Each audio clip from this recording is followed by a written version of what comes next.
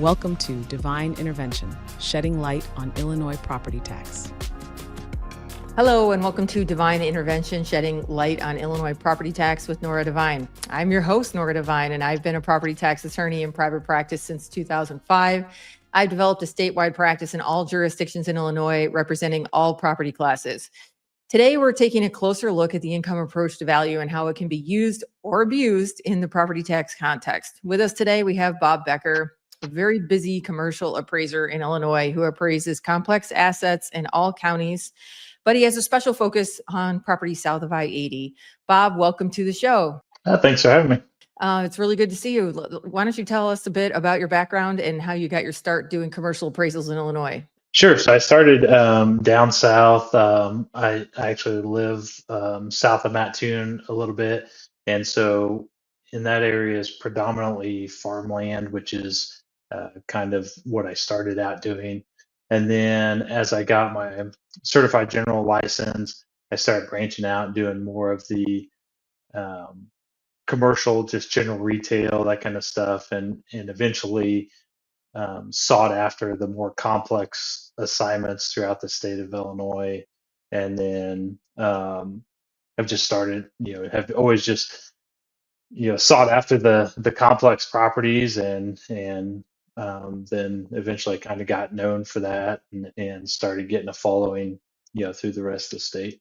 And then before there was Bob Becker, there was kind of Ed Salisbury, right? Did you work with Ed at all? Yeah, so originally started with Corey Appraisal out of Charleston, and then went over to work with Ed for a couple of years before he ended up retiring, which was 2018 that he retired.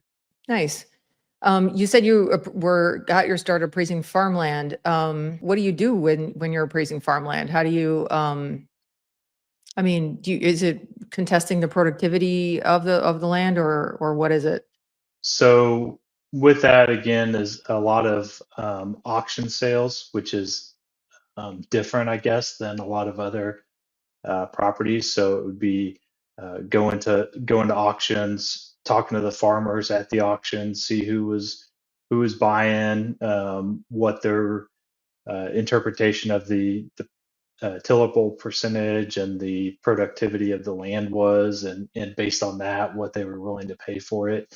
So you get a lot more, I guess, personal interaction with the farmland appraising than with appraising. So this was more like for market value, not for property tax purposes, that type of appraisals? Yeah, initially it was for estates, estate settlement, and for lending purposes. So do you do mostly work for private taxpayers, or are you doing valuation work for banks or for the public sector? What kind of jobs are you mostly doing? Yeah, so now I do pretty much litigation focused or property tax appeal focused, and that ranges from again for ad valorem for property tax or for right-of-way condemnation, all the way to separation of business assets or dissolution of marriages, whatever the case may be. And so for those who are listening who might not be familiar, can you briefly explain what the cost approach to value is and how it's different from the other valuation methods like the sales comparison approach or the income approach? Yeah, so the cost approach is kind of unique in that it will actually take a specific look at the subject property that you're looking at. So it will consider all the individual aspects of that property, and then with those individual elements, you do a replacement cost on that property, and then from that you take out forms of depreciation, either functional, physical, or external, to represent what the property actually is as it sits today. So in Illinois property tax cases, when is the cost approach most relevant or persuasive compared to the other approaches? Yeah, so the cost approach would be more relevant on special use properties. So if you have like a school, whether it be a private or public school, or maybe a library, things of that nature that are special use and don't generally transact in the marketplace. Okay. So like give me an example. Like you have like three properties you could think of that you've done in the last year where you really leaned into the cost approach. Yeah, yeah, again, so like the like a library, if it was an individual that owns a library, or even if it's a library district that's trying to sell a building, um, they would need an appraisal in order to be able to sell the property. There's been a number of private public schools uh, that transact, again, that you would put primary focus on the cost approach. Got it. And farm buildings too, right? Yeah, sometimes on farm buildings, just because each farm is going to be unique as far as the amount of buildings that they have and what they contribute to. So what are some of the challenges that you have when you're trying to apply a cost approach to a property that you're valuing? Probably the biggest challenge would be the land value, because the cost approach requires not only doing a replacement cost calculation, but also you need to have the land value component. And in a lot of areas, land sales are pretty scarce. So coming up with the land value, also quantifying the correct amount of depreciation is a challenge, because you have different environmental um, factors or that affect properties, and so making sure that you capture all the forms of depreciation. So you're in depreciation, you mean there's functional obsolescence, economic obsolescence, what do those terms even mean? Yeah, so you have physical depreciation, which is just the wear and tear on the physical asset of the property, the roof, the exterior, parking lots, that kind of stuff. I mean, how much it's physically wearing down. And then functional obsolescence is a measurement of what the market expectation is. So, say if you have like a multi-story apartment building that was constructed before elevators become standard, and in modern times an elevator is standard for a multi-story apartment building, um, that would be a functional item that your property may not have, and so it suffers additional hindrances compared to a property that would have an elevator. And then you have external obsolescence. The most common form of external obsolescence is economic obsolescence, which is basically that the rent achievable in the market is below what is required to support the current improvements of the property. I see. I worked on a office building one time that was very close to O'Hare, and I didn't understand. Rent roll was very strange to me because the whole basement was leased up and the first floor was leased up, and then on the sixth floor, which is like the top floor of the building or whatever, seventh, whatever the top floor was, there was no tenants, and so I thought, huh, I don't understand. And then I went there to tour the property, and it turns out this office building is right at the end of that extremely long runway at O'Hare that they built for those jumbo jets. And every so often, this jumbo jet would take off of the runway and it would miss, the top of the building by about like this much. The building would shake, the windows would shake. It was terrifying. And so, isn't that like a form of external obsolescence where they built this brand new runway that basically made it so that nobody wanted to be on the top floor of this building anymore? Yeah, absolutely. That would be more environmental external obsolescence. But yeah, that's definitely definitely a good example. I've never seen anything like a rent roll like that. It's like, why would you want to be in the basement? Then I went there and I was like, oh, I see. I see exactly why you want to be in the basement in this building. What do you do with the land value question when the sales are scarce? So sometimes you're forced to just use more dated sales data that you would normally use. I've used some land sales data that's 10 and 15 years old, and then you trend it forward up until current time. Also, you can use extraction methods where if you have sale of buildings surrounding the subject property, you could extract out the land. If you're in an area that has high ground leases available, and you can get information based on those ground leases, then you can use that also to come up with a land value. Okay. And I know you do a lot of testifying in Illinois tax cases. Like, what are the misconceptions you run into out there with either deciders of fact or assessors or attorneys? What types of misconceptions are out there in the property tax context?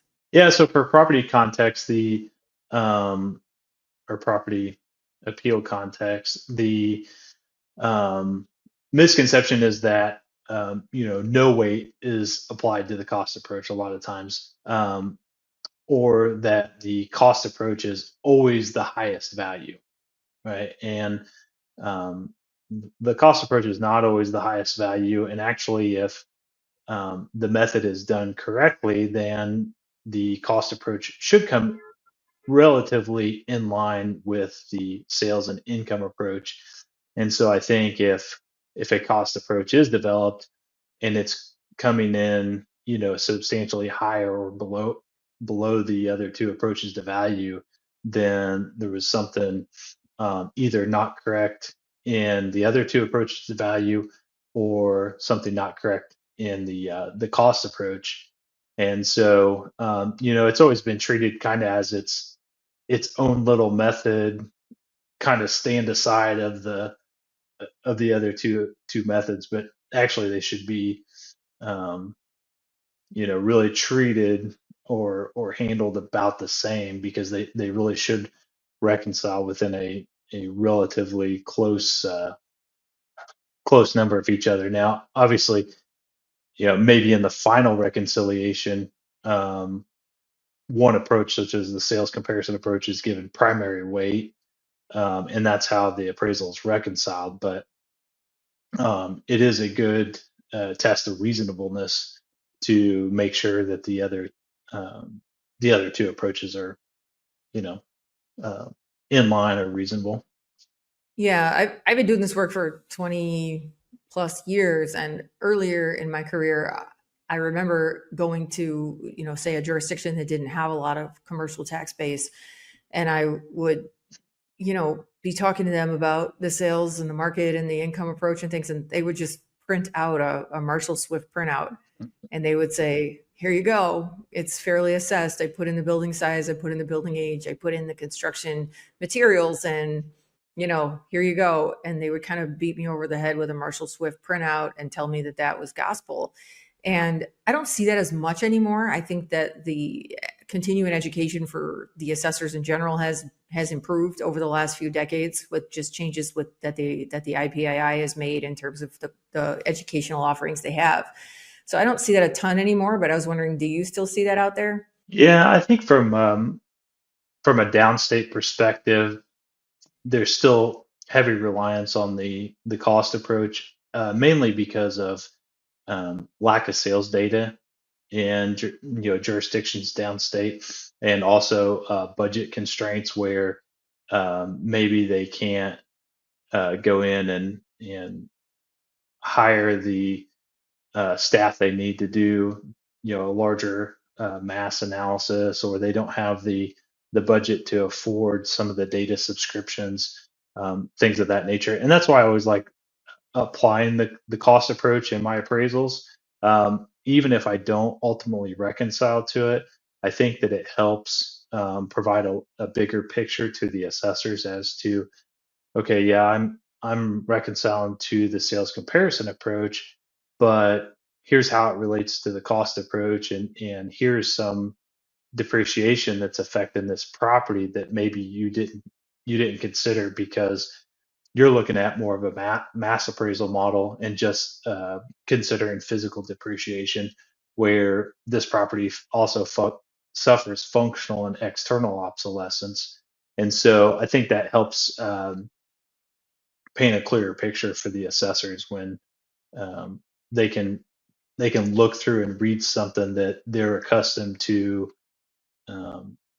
completing on a daily basis in their offices.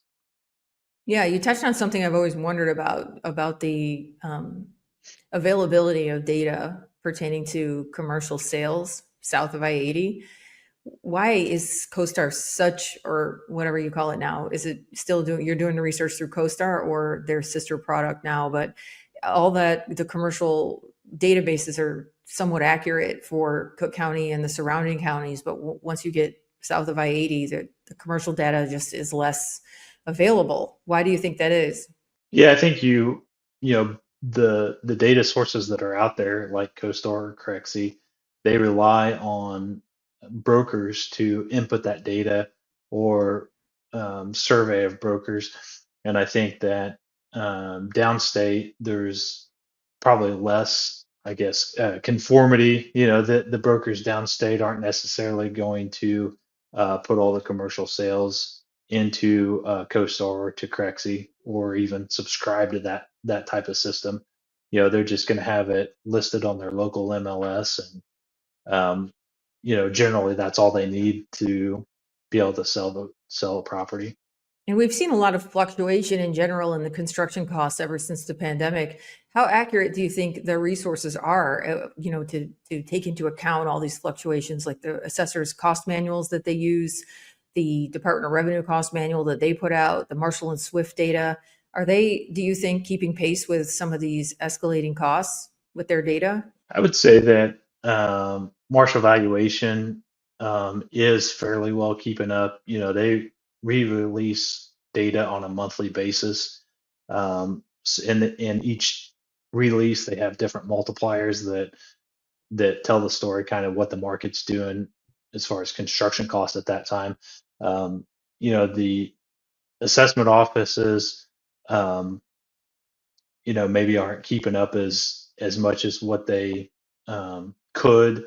But again, you're focusing more on equity at that point versus you know getting exactly the market right. I know some offices will only update their cost manual, every 4 to 6 years, and so yeah, they're definitely not keeping update with current construction costs, but they're using other things like township and county multipliers, to try to stay ahead of it. And then, when you're prepping for a trial or any kind of in-person hearing where you're going to be cross-examined and all that, what are the things that you like to prepare when you're talking about the cost approach with whichever advocate is handling the case? Whether, if you're working on the government side, it would be probably the state's attorney representing the board. If you're working on a taxpayer side, it would be an attorney like me. Is there anything specific about your hearing prep that you like to focus on when it comes to the cost approach? I mean, generally the areas that the cost approach is most heavily scrutinized is obviously the land sales, and how you develop the land value, and then also the quality of the property that you use. Marshall and Swift provides generally four different quality um, building qualities for each building type. So, say if you're looking at just like a general retail, as low cost, average, good, and excellent, um, and there's always the definitions of them are sometimes um, a thin line between good and excellent, and so that always becomes an issue as to what did you consider, and why did you ultimately give an opinion of X quality versus the higher or lower quality.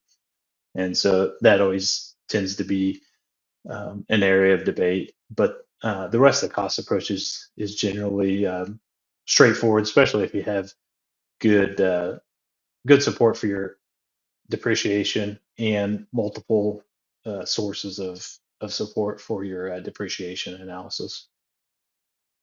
All right. Well, thank you for joining us. We know a lot more about the cost approach now, thanks to you. And thanks to everyone who's listening today for joining on this episode of Divine Intervention. If you need help with a complex commercial property tax appeal, we are here to help. Visit thedivinelawgroup.com.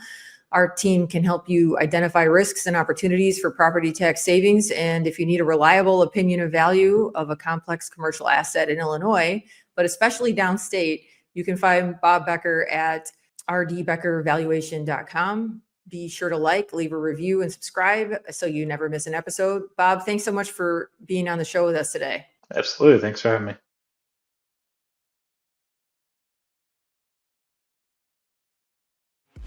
Thanks for watching. Be sure to hit that like and subscribe button and leave us a review in the comments.